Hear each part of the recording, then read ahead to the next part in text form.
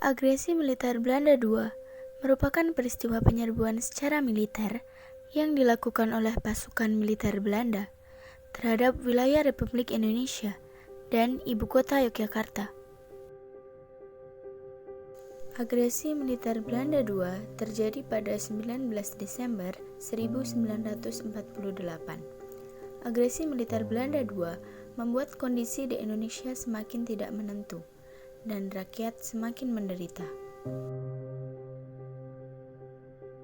Pada dasarnya, agresi militer Belanda II dilatar belakangi karena kegagalan PBB dalam menyelesaikan konflik antara Indonesia dan Belanda melalui jalur perundingan. Agresi militer Belanda II diawali dengan serangan terhadap Yogyakarta, ibu kota Indonesia, dengan melakukan penyerangan di Pangkalan Udara Maguwo dan dengan cepat berhasil menduduki Yogyakarta.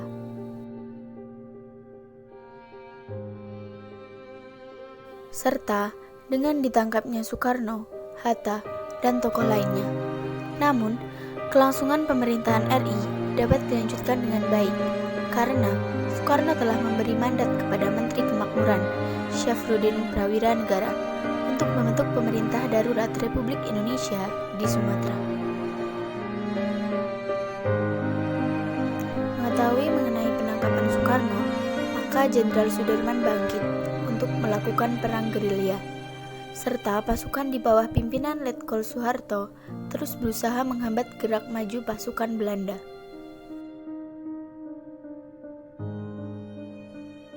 Agresi militer Belanda II memiliki tujuan untuk memperlihatkan pada dunia internasional bahwa RI dan tentaranya sungguh tidak ada, sehingga Belanda dapat semaunya. Agresi militer Belanda II mengakibatkan dampak bagi Indonesia. 1. Bandara Lapangan Terbang Maguwo berhasil dikuasai pasukan Belanda. 2. Banyak memakan korban jiwa, baik dari TNI ataupun pihak lainnya. 3. Pengasingan tokoh-tokoh penting dengan tujuan yang tidak jelas. Agresi militer Belanda II juga berdampak bagi Belanda. 1. Berhasilnya Belanda menguasai ibu kota Republik Indonesia ternyata tidak membuat semangat juang para pejuang RI runtuh begitu saja. Masih banyak perlawanan yang dilakukan secara mendadak. 2.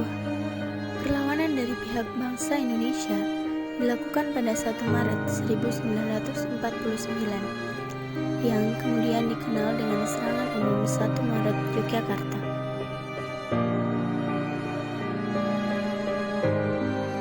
Perlawanan yang dilakukan TNI itu juga terdengar sampai New Delhi melalui siaran radio.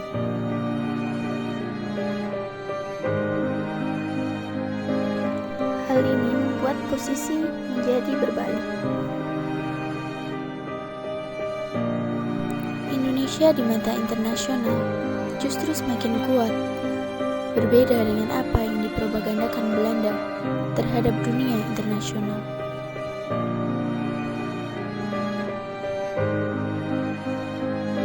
Jayalah negeriku, jayalah Indonesiaku.